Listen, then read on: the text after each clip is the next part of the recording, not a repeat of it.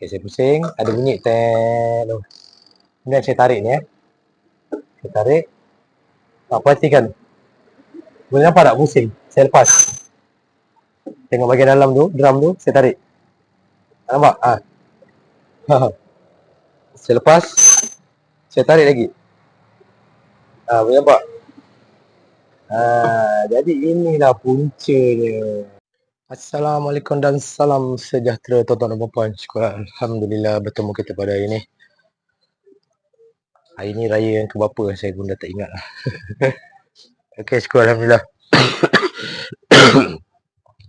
Saya ada sebiji mesin ni, saya nak share sikit lah. Macam mana cara kita nak selesaikan masalah ni.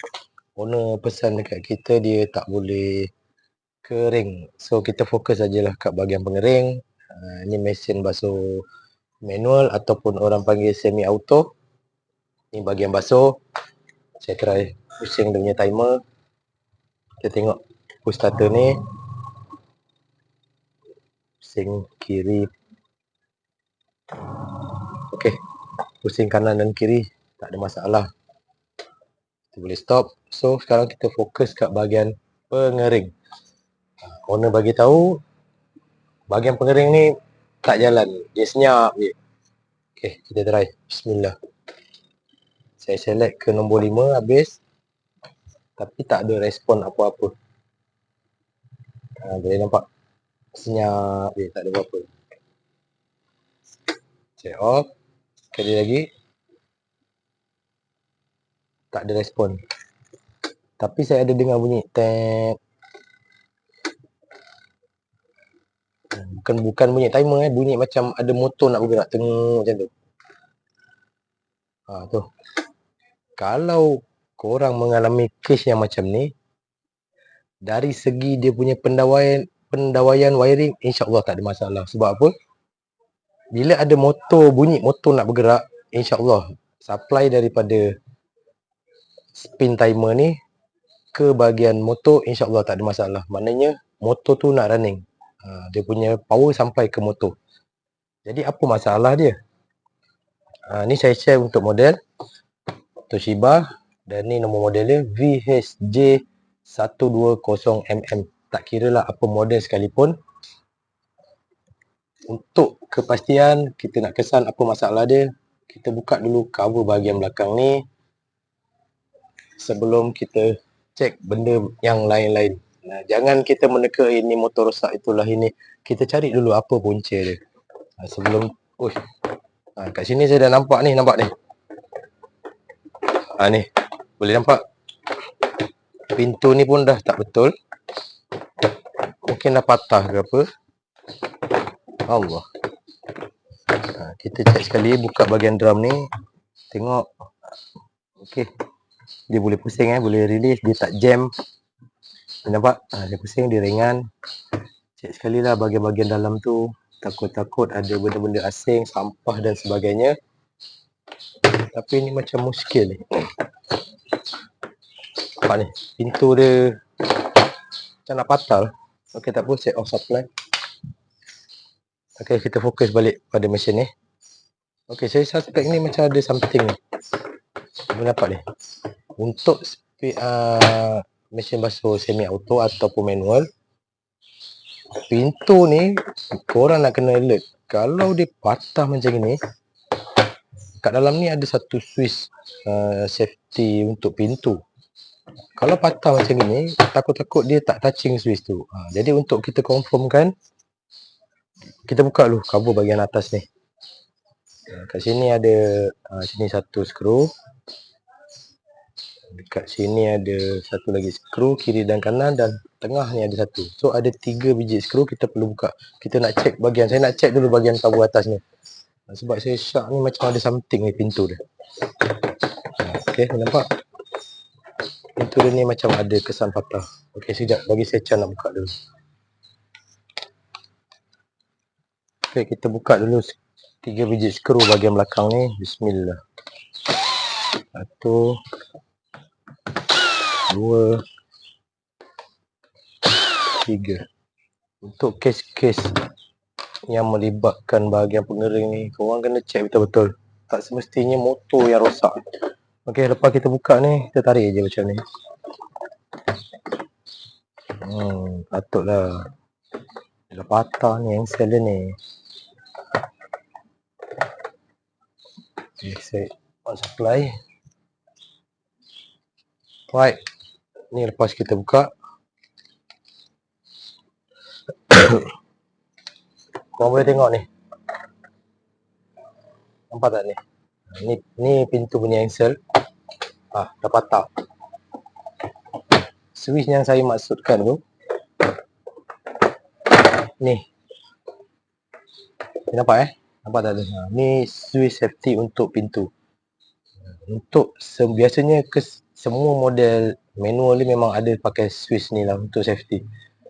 Dia detect kalau pintu kita tak tutup, motor tak boleh running. Boleh nampak tu? Ni kita buka, kita tutup. Tu fungsi dia untuk safety. Tetapi bahagian sini, ni engsel pintu ni dah patah ni. Tu ada belen dia tu kat bahagian belakang. Boleh nampak? Ni. Jadi inilah punca dia. Engsel pintu ni patah. Kenapa saya cakap ni punca dia? Sebelah sini, engsel pintu ni, dia ada satu lagi tugas dia. Ni, kabel hijau ni. Kabel hijau ni kabel brake dia. Sepatutnya kita tutup pintu, dia akan menarik macam ni tau. Nampak kan tangan saya ni. Okey, dia narik. Bila dia narik, brake tu release. So, insyaAllah motor tu boleh running.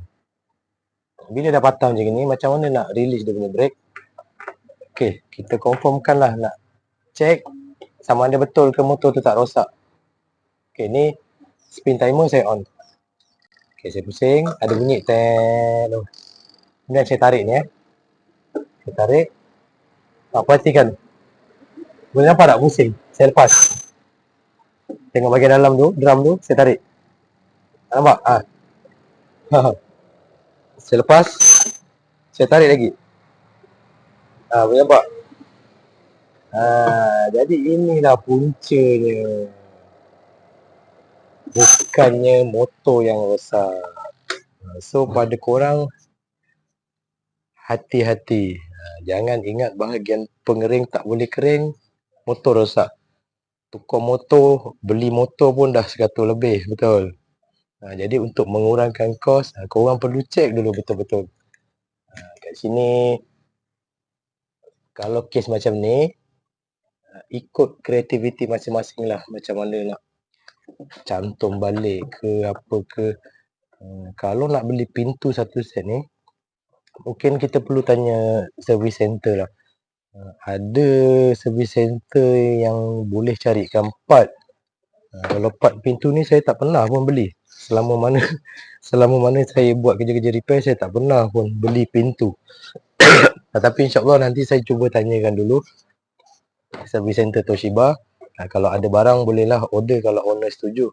Kalau tak ada barang, kita terpaksalah guna kreativiti kita lah. Macam mana cara supaya engsel ni boleh guna, dan kabel brake ni kalau boleh kita guna balik biar dia ada function.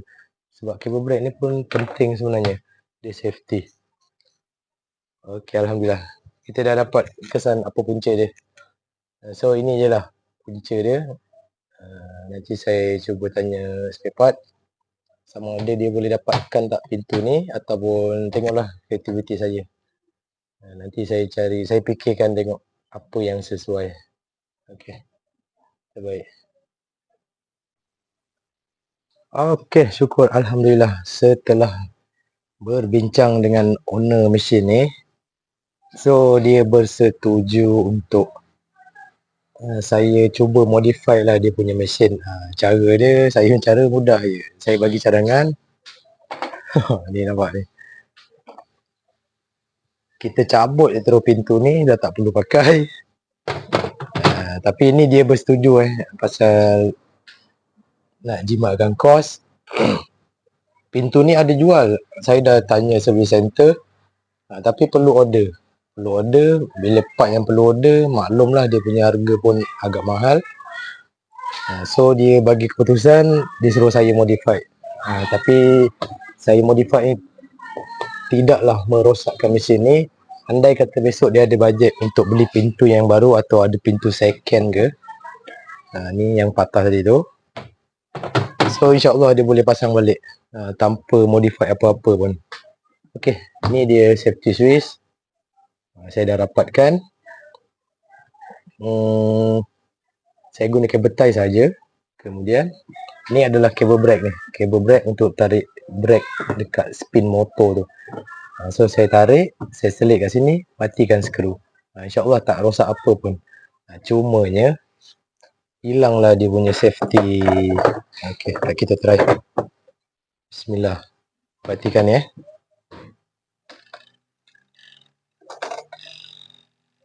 Sorry, belum on supply. Sekejap. Ok. Bismillah. Ok, matikan. Okay, nampak drum dah berpusing. Set off. Ini je kelemahan dia. Pintu ni pun boleh buka, tak ada masalah. Nak masuk tangan pun boleh. Okay, saya on lagi sekali Kita terus pergi ke 5 minit dah sampai habis. Boleh nampak tengah pusing, nak masuk tangan pun boleh. Tapi janganlah buat macam ni, bahaya.